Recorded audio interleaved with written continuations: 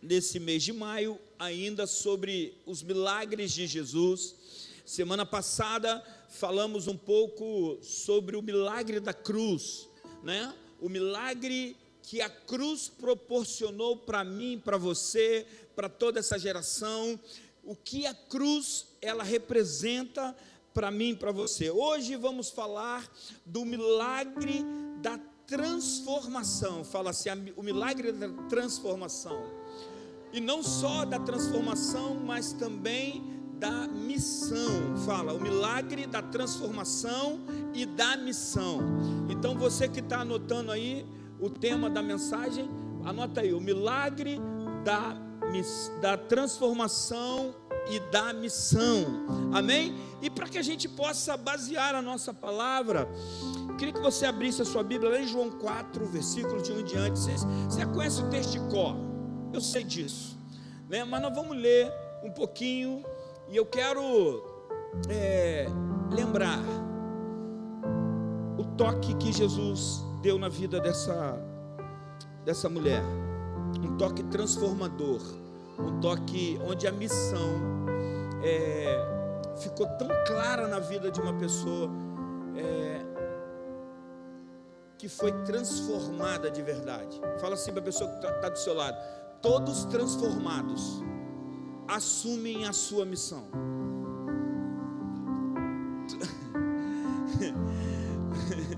Quem entende, irmão? Presta atenção, queridos. Você nunca vai ter uma missão se você não for transformado. Você pode até tentar, mas Deus nunca vai te dar a sua missão, porque Ele precisa ver em você a transformação necessária. Amém? Nós só estamos começando, nem lemos ainda, vamos ler, tem muita coisa boa para vir nesse texto. Diz assim, João escreve, ele fala assim: Jesus sabia que os fariseus tinham ouvido dizer que ele batizava e fazia mais discípulos que João. E embora Jesus mesmo não batizasse, os seus discípulos batizavam. Assim deixou a Judéia e voltou para a Galiléia. No caminho teve de passar por Samaria.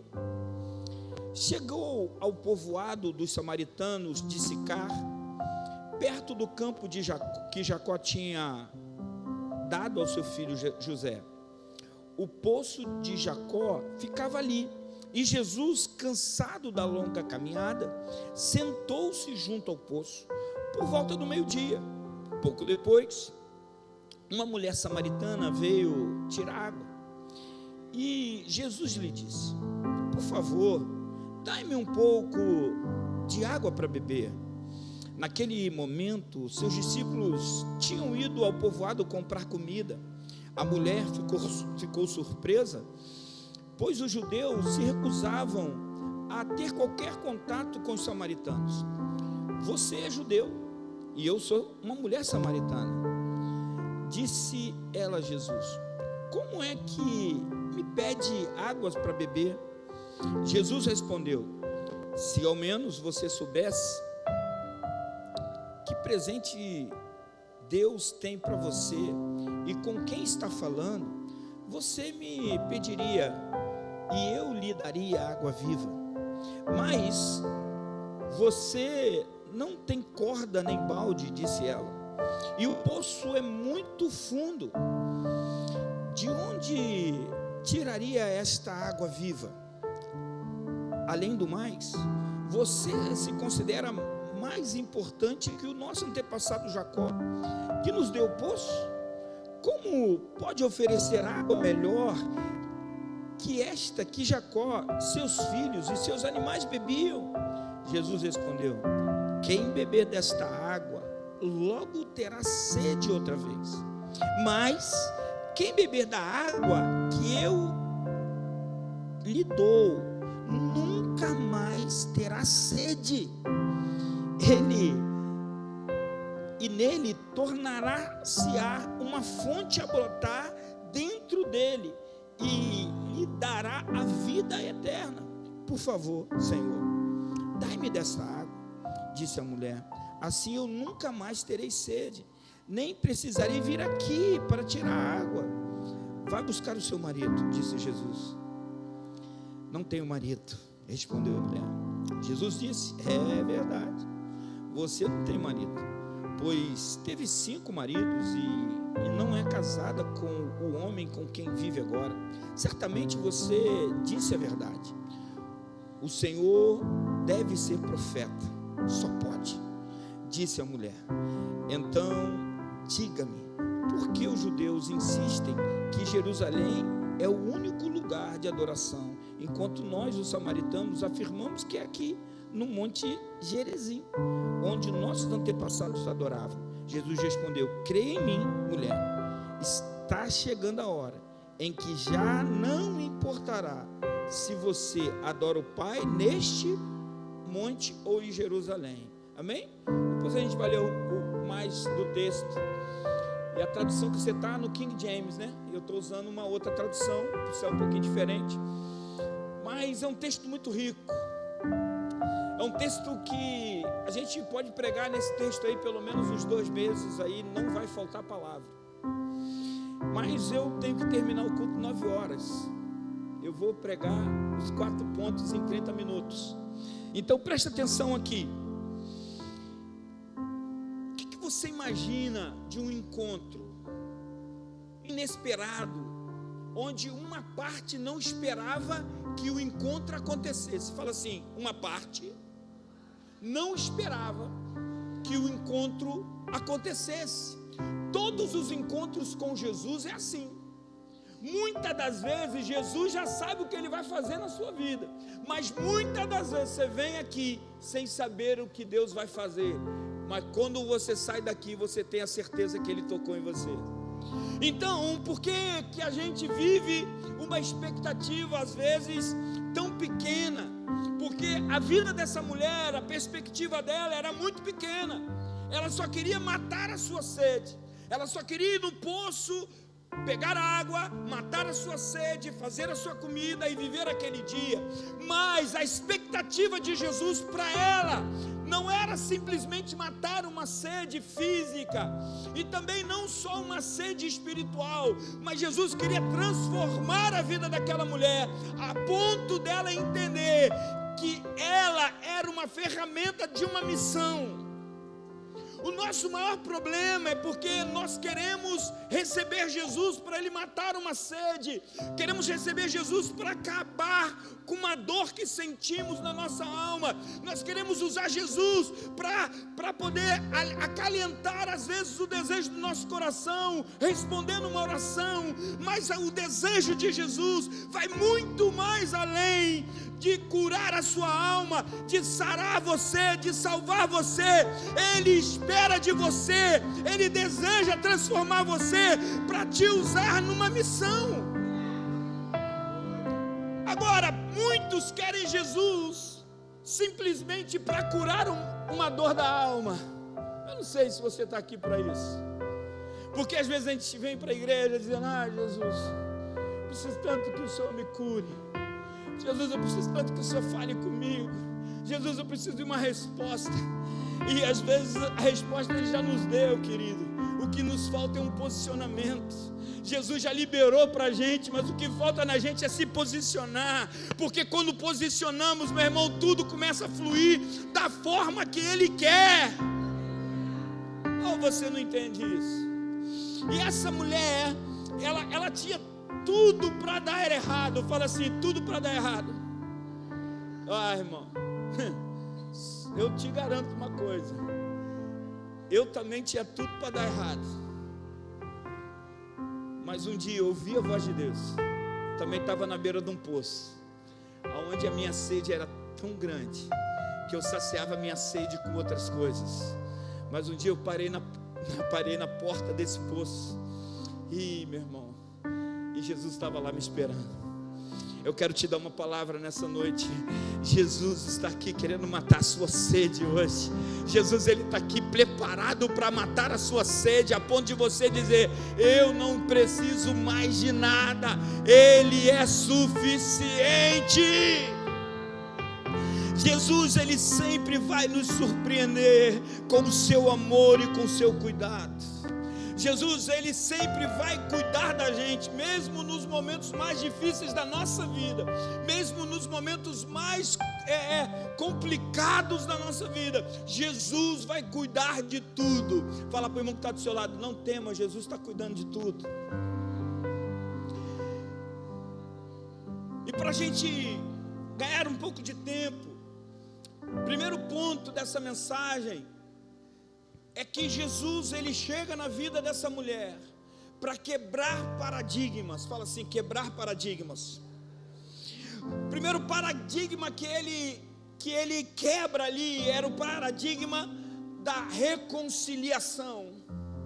Era uma pessoa que ela estava totalmente separada, não só dos judeus, mas dos próprios samaritanos. Ela era uma mulher que ela não pegava água no horário correto, ela pegava água no horário que todos já tinham pego a sua água para viver. Ela pegava água no momento onde o sol lá era muito forte, então ninguém ficava carregando água nesse horário. Mas talvez fosse o único horário que ela pudesse ter liberdade para pegar sua água.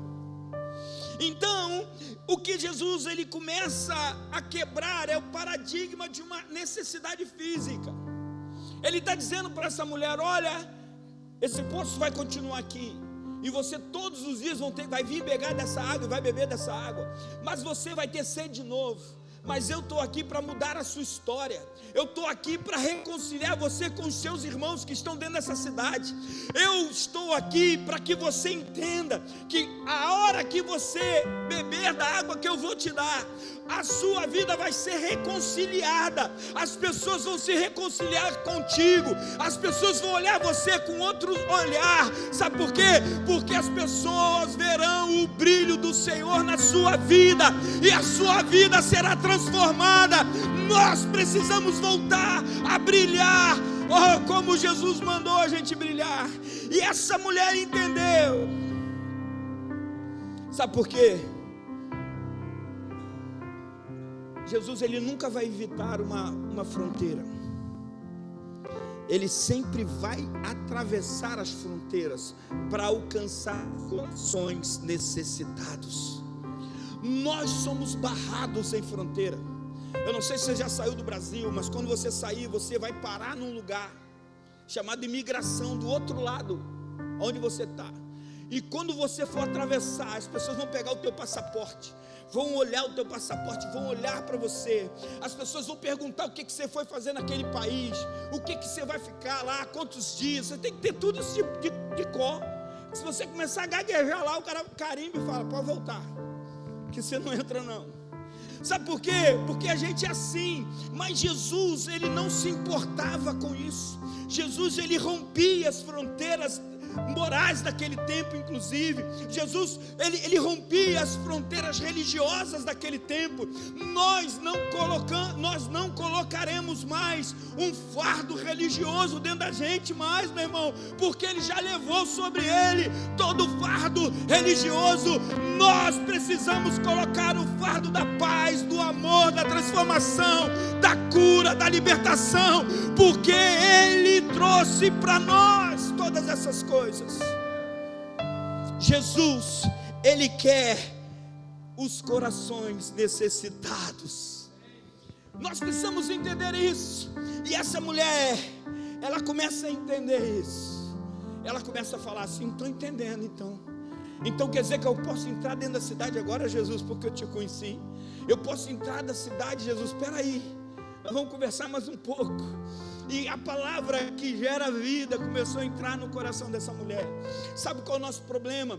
Que nós nos alimentamos muito pouco e queremos viver o extraordinário. O atleta, ele precisa comer muito. Marquinho que diga, né, Marquinho? O atleta não tem que comer muito, 1 dúzia de ovos por dia. Tem que comer, porque é atleta, faz exercício. Mas por quê? Porque para quê? Para se manter. Verdade ou não? Você come pouco, você está magrinho desse jeito, entendeu? Eu como muito, como é que eu estou? Entendeu? Então, mas nós também somos assim no mundo espiritual, querido. Nós precisamos nos alimentar de Deus. Meus irmãos, eu quero dizer uma coisa. Eu vou te falar uma coisa, sinceramente, eu como teólogo, irmão, eu não sei quanto tempo essa mulher ficou com Jesus. Não tem na literatura, no original, não dá pra gente a dimensão de quantas horas essa mulher conversou com Jesus. Mas você precisa entender, por exemplo, que aonde eles estavam, no Monte Gerizim, para Jerusalém, hoje você faz em 15 minutos. Pega um carro, 15 minutos. Mas naquele tempo não. Naquele tempo demorava um pouco mais. Então vamos dizer que os meninos andaram 1h30 para ir comprar comida, mais ou menos, 1 hora.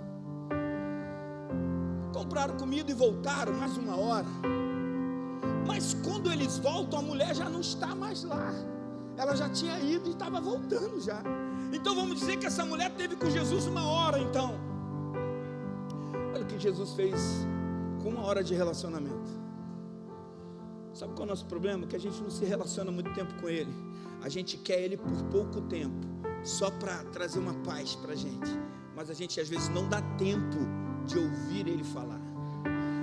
Meu irmão, os meus maiores devocionais é quando eu estou calado, só ouvindo Ele falar. Abro a Bíblia e começo a ouvir Ele falar. Eu abro a Bíblia e começo a ouvir Ele falar, meu irmão. E que como Ele fala. A palavra de Deus diz que a palavra dele se renova toda manhã. Então todos os dias eu tenho comida fresca. Você precisa aprender a se relacionar com Ele. E eu quero que você entenda isso. Os judeus e os samaritanos tinham um problema de comunicação. Eles não se comunicavam. Mas mesmo assim Jesus se aproxima dessa mulher. Ele quebra os preconceitos étnicos, religiosos do tempo, sociais. Inicia uma conversa com uma mulher que aparentemente não era valorizada naquele tempo. Mas isso mostra que o Evangelho de Jesus, ele precisa quebrar as barreiras dessa geração. Nós precisamos levar o Evangelho com amor, não com discriminação, não dizendo, eu sou melhor do que você. Não, meu irmão,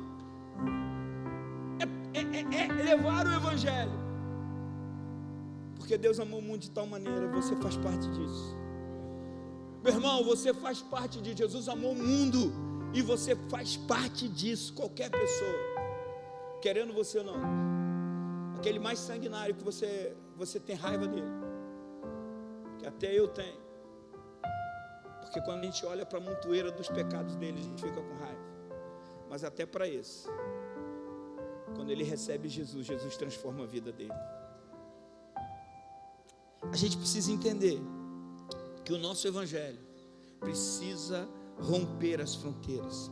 Ele precisa alcançar a salvação de todos, não seletivamente. Mas o Evangelho precisa ser inclusivo.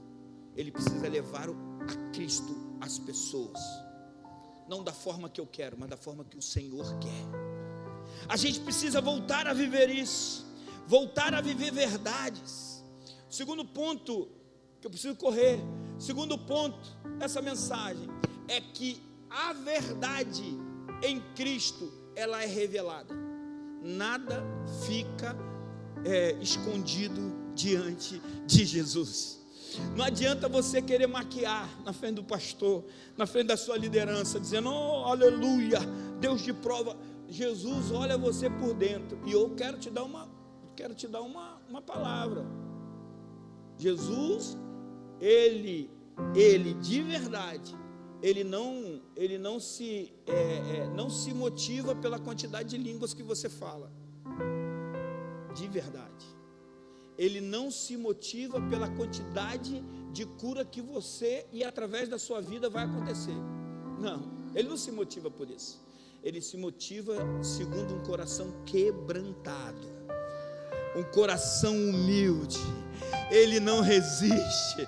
A Bíblia diz que Ele não resiste um coração humilde, mas a Bíblia também diz que Ele dirá um dia assim: olha, em teu nome eu profetizei, em teu nome eu expulsei demônios. Jesus vai dizer: eu não vos conheço.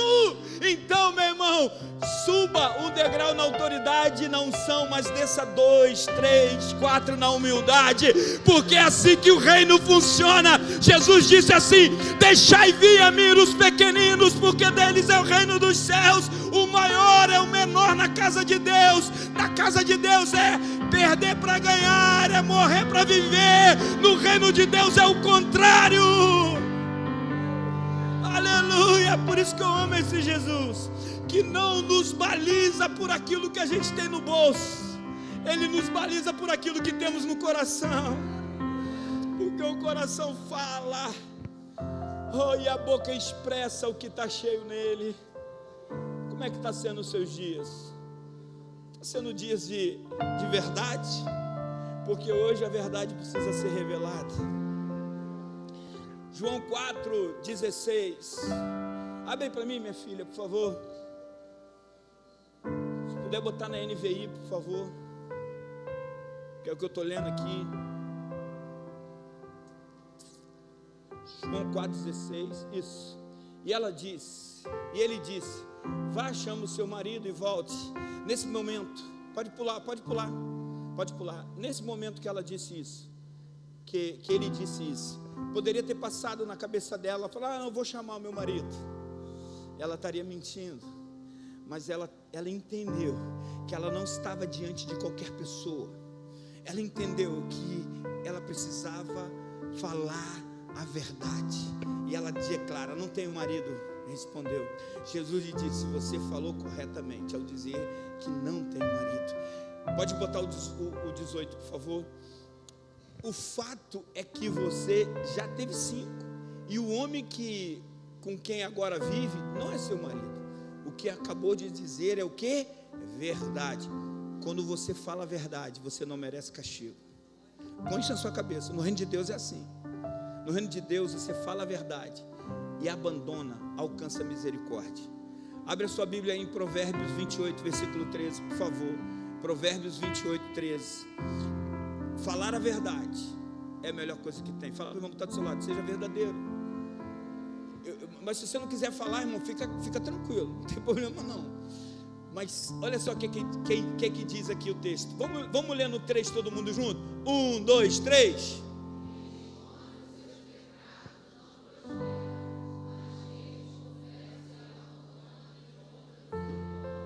Virou a chave aí para você entender isso? Fala assim: a verdade pode parecer frágil, a mentira pode parecer forte, mas no final a verdade sempre vence. Está entendendo ou não? A verdade sempre vence. E eu quero que você entenda isso. Jesus, ele não expõe a nossa vida para nos envergonhar. Ele revela a nossa vida para nos transformar. Jesus, ele nunca vai expor a sua vergonha para te envergonhar. Ele sempre vai expor você para transformar você. E uma das vezes que a gente é confrontado, irmãos, o maior nível do discipulado é você saber ouvir, receber o que é teu, engolir aquilo a seco e dizer que ainda ama o líder. Que coisa mais difícil é isso, irmãos. Pedro, o camarada que Jesus perguntou: Pedro, tu me amas? Ele falou: claro que eu te amo, Jesus, dá aqui uma bitoca, claro que eu te amo. Pedro, ele vai para um monte com Jesus, ele olha lá, começa a ver umas coisas no mundo espiritual, ele fica tão impactado. Falou: rapaz, será que é Elias? Será que é Moisés? Quem é esses caras que estão aí com Jesus? Meu Deus do céu, o que esses caras estão fazendo ali naquele lugar? E quando Jesus volta daquele manto, aí é um manto mesmo, né, irmão? E volta daquele manto, ele fala: não, Jesus, vamos embora daqui não, vamos fazer 2 tendinhas aqui, vamos ficar aqui mesmo. Jesus fala: sai dele, Satanás, eu vim cumprir aquilo que meu pai mandou. Aí eu te pergunto, é mole ser chamado de Satanás pelo seu líder? É mole? E depois dizer, Jesus, eu te amo. Então nós precisamos entender que quando Jesus revela algo e expõe, Ele não está querendo menosprezar você, Ele está simplesmente querendo transformar você. Porque aquele que confessa e abandona, alcança misericórdia. Ele sempre vai ter misericórdia para você. O nosso Deus é misericordioso, mas Ele só trabalha em corações, Ele só trabalha em corações abertos. Eu estou à porta aí, se você abrir, eu entrarei e cearei com você. Tem que abrir a porta, tem que deixar Jesus entrar e bagunçar o que está bagunçado para arrumar, porque Ele vai, bagunça tudo, mas arruma. No primeiro momento vai doer, no primeiro momento as coisas vão pensar que não vão dar certo. Porque não é assim que eu penso. É verdade, você pensava errado até ontem. Agora a mente de Cristo está em você. Enquanto você tiver a mente natural, você não vai ter a mente de Cristo, meu irmão, porque a mente de Cristo é diferente. Terceira coisa, essa mulher teve a oportunidade de ter a sua identidade restaurada. Uma pessoa que foge dos seus problemas não tem identidade. Umas pessoas que não conseguem enfrentar de frente os problemas não tem identidade. E essa mulher não conseguiu enfrentar os seus problemas, mas quando encontra com Jesus, ela é transformada. Jesus, Ele quer nos transformar. Quando conhecemos quem Jesus é, nós descobrimos de verdade quem somos. Quando nós temos a plena revelação de quem Jesus é para nós, nós temos a convicção e conseguimos restaurar a nossa própria identidade. Nós conseguimos restaurar a identidade de filho. Nós começamos a olhar e dizer, eu sou filho. Fala para a pessoa que está do seu lado, você é filho. Nós entendemos isso. E como filhos que somos, nós temos direitos, mas também temos deveres. Se teu pai não colocou deveres em você, eu te garanto que a sua juventude, a sua maturidade vai ser muito difícil. Por quê? Porque tem que ter limite. Tudo tem que ter limite. Tudo tem que ter limite. Na vida é assim. E no reino de Deus não é diferente. Tudo tem limite. Verdade ou não? Mas quando você tem a identidade restaurada, tudo muda dentro da gente.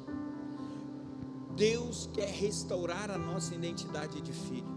E essa mulher teve a identidade dela restaurada. A partir daquele momento, ela entra na cidade com uma nova identidade. Ela chega naquela cidade, meu irmão, e ela começa a pregar a Jesus. E ela começa a dizer para as outras pessoas, olha, eu encontrei com um homem ali.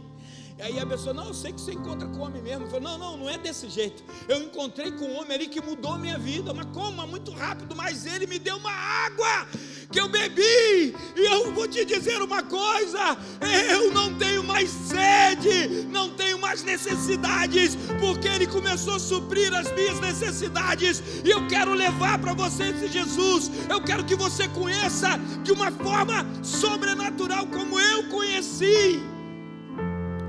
Meu irmão, quando ela fala isso, as pessoas começam a olhar nela e ver um brilho nos olhos dela.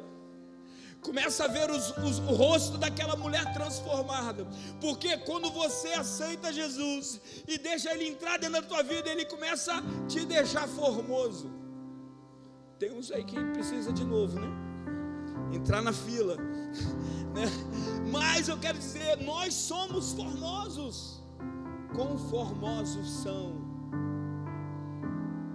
aqueles que saem plantando, pregando, você é formoso. E essa mulher entra nessa cidade E ela começa a transformar a cidade através de uma atitude. Fala assim, uma atitude muda a atmosfera. Uma atitude muda toda a atmosfera. E essa mulher teve uma atitude. Ela,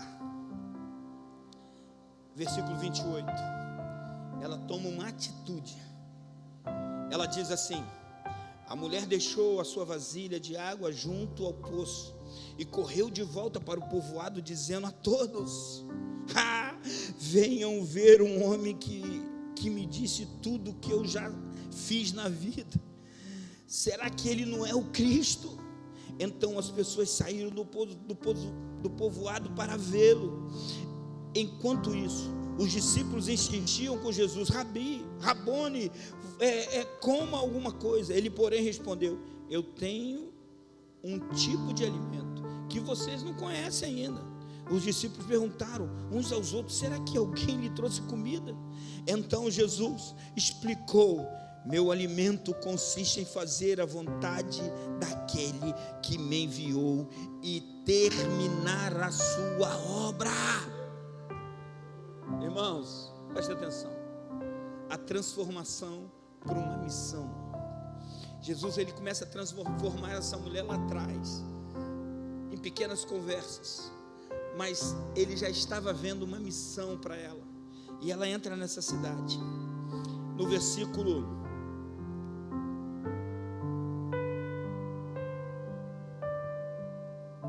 39, diz assim, o 39, por favor: muitos samaritanos do povoado creram em Jesus por causa daquilo que a mulher falou ou relatou. Amém? Ele me disse tudo o que eu já fiz. Quando saíram para vê-lo, insistiram que ficasse no povoado. Jesus permaneceu ali 2 dias. Fala assim: ganhar almas requer investimento de tempo. O próprio Jesus ficou 2 dias lá. E às vezes a gente quer falar de Jesus para uma pessoa e a pessoa não aceita. Fala: vai lá, fariseu, vai lá, isso aí é incircunciso, não vai receber Jesus nunca, você está condenado já. A gente já dá a sentença para o cara. Deus não nos constituiu juiz de ninguém. Irmãos, eu nessa caminhada de discipulado desde 1999, eu já investi em tanta gente. Já investi em tanta gente ruim, irmãos. Tanta gente que a pessoa olhava assim e falava: ih, pastor, isso aí não vai não, isso é um cachaceiro, isso não tá. Eu gosto de desafio, eu gosto de cachaceiro, gosto de cara ruim. Cara bom qualquer um faz, irmão. Eu gosto de coisa ruim mesmo. Me dá um cara ruim, mas cara tem que querer caminhar comigo. Tem que caminhar comigo. Vamos caminhar, comer 1 quilo de sal junto. Cansei de pegar discípulo na porta de botequim bêbado, irmão. Cansei de mandar discípulo para encontro bêbado. Tu acredita nisso? O cara ir para o encontro bêbado. Chegar no encontro, eu chegar perto dele e falar: meu filho, me dá a bujudinha aí, me dá. Não estou com bujudinha não. Eu falei: vou dar uma geral nas tuas coisas, vou achar a bujudinha, me dá logo. E ele ia lá: pastor, o senhor dá só mais um gole. Eu falei: dá mais um gole nessa desgraça aí. Dava um gole na minha frente, pegava a bujudinha. Pastor, quando acabar o encontro, o senhor me devolve? Eu falei: devolvo, pô, sou homem de palavra. Meu irmão, sábado à noite ele era o primeiro a dizer: pastor, tem aquela bujudinha, vamos tacar dentro, eu não posso falar, vamos jogar isso fora. Eu falei: vamos. E o cara saiu de lá transformado. Irmãos, nós não entendemos o poder da transformação, o poder de fazer e ter uma nova história. Quantos tem uma nova história aqui? Agora, o que é melhor do que ter uma nova história? É ser usado por Deus para proporcionar uma nova história em outras pessoas. Quantas pessoas, irmão, quantas famílias que no domingo à noite estavam no altar chorando, vieram falar comigo, falar: pastor, muito obrigado. Na época eu não era pastor, eu era só um líder. Meu líder, muito obrigado pelo que o senhor fez na minha vida. E eu falava no ouvido dele: vai, não peques mais, que agora eu te dou bordoada. Até agora eu estava na campanha, agora é sério o negócio. Porque na campanha a gente abraça, mas depois que começa a ficar sério o negócio, você já vai na burdoada. Ele fala: não, agora já tem que ter uma cajadadazinha para direcionar. Amém ou não amém? E eles falaram assim, no 41: e muitos outros ouviram a sua palavra e creram Jesus. Então disseram à mulher: agora, mulher, cremos, não apenas por causa do que você nos contou, mas porque nós mesmos o ouvimos. Agora sabemos que Ele de fato é o Salvador do mundo. Vai ter um momento que as pessoas vão crer naquilo que você está falando, mas no segundo momento que você apresentar Jesus para ela e Jesus entrar na vida dela, ela vai dizer: agora eu sei que Ele é o meu Redentor. Então, queridos, eu quero que você entenda o seguinte: Jesus é aquele que alcança os corações e restaura a identidade. Só uma pessoa com uma identidade restaurada entra numa cidade e muda toda uma cidade. Agora, quarto ponto para a gente terminar, 9 horas em ponto. Quarto ponto. Cadê o Ministério Louvor? Já vem aqui para me educar, por favor. Diz assim: uma cidade alcançada. Fala assim: uma cidade alcançada. Essa é a missão. Deu para você entender ou não? Uma cidade alcançada. Essa era a missão que Jesus tinha para essa mulher. Uma pessoa que ninguém dava nada por ela, mas Jesus acreditava nela. Eu não sei qual é a sua missão, não, mas eu vou liberar aqui uma palavra profética para a sua missão. Sua missão é ganhar o arsenal para Jesus. Mas só que aqui nós não temos só uma samaritana, nós temos muitos samaritanos aqui. Nós temos aqui várias mulheres, vários homens. Nós temos aqui uma geração que vai ser uma geração que vai representar o corpo de Cristo aqui nesse tempo. Porque o dia que o Senhor nos levar, nós deixaremos um legado. Você vai deixar um legado. Sabe por quê? Porque o Senhor te chamou para uma missão. Uma vida transformada se torna uma ponte para muitos encontrarem a salvação. Fala assim: eu quero ser essa ponte, Jesus. Eu quero ser essa ponte. Sabe qual é o nosso problema? É que a gente canta aquela canção que ele acabou de cantar, que a última canção que você cantou, Nada Mais. Como é que é aquela refrão dela? Exatamente. A gente canta essa assim: uma vez que eu coloquei os meus olhos em ti, nada mais.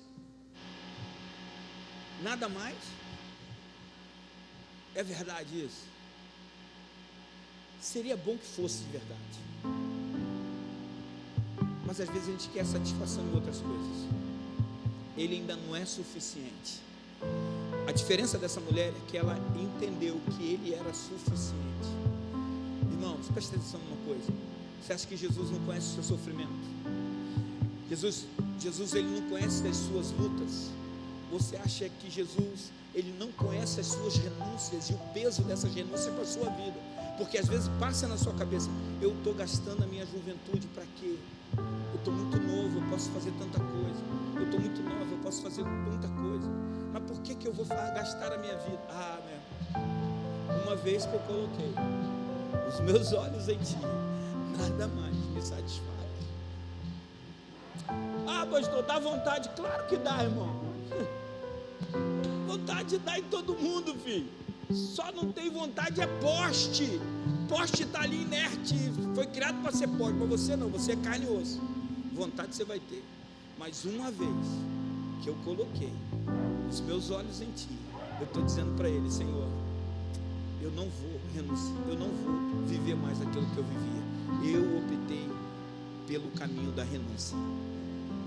Quando você renuncia, você pode não entender no momento, mas em pouco tempo você vai colher os frutos da sua renúncia. Irmãos, não tem coisa melhor, é você ser transformado para transformar.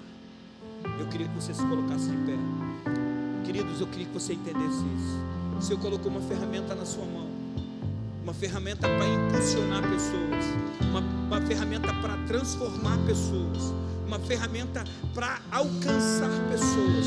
Então Deus quer usar você nesse tempo para ser esse elemento de transformação. Nós temos uma placa aqui fora, uma placa com uma frase que Jesus me deu há 5 anos atrás: lugar de novas histórias. Agora eu quero que você entenda o seguinte: você que está aqui, que chegou aqui na igreja, que é meu discípulo, você tem uma nova história. Se você tem, levante a sua mão de verdade. Se isso faz sentido para você, fala: pastor, eu tenho uma nova história de verdade. Eu sei que Deus me tocou e eu estou vivendo um extraordinário. Agora, amém? Agora, o nosso desafio não é viver uma nova história, porque a gente já está vivendo isso. O nosso desafio é fazer com que outros vivam uma nova história. Então isso precisa ser real na nossa vida. Nós precisamos aprender a ser como a mulher samaritana, entrar na cidade e derramar Jesus sobre todas as pessoas. Deus quer que você seja intencional. Nós precisamos ser intencionais no nosso trabalho, ser intencionais aonde nós fomos, nós aonde andarmos, nós precisamos ser intencionais, porque uma vez que eu coloquei os meus olhos em Ti, nada mais me satisfaz. Amém? Feche seus olhos, vamos escutar essa canção. Enquanto ele canta e você adora onde você está, e ele adora aqui, você vai começar a orar e vai dizer: Senhor, eu quero viver isso. Eu quero viver essas coisas. Eu quero viver isso.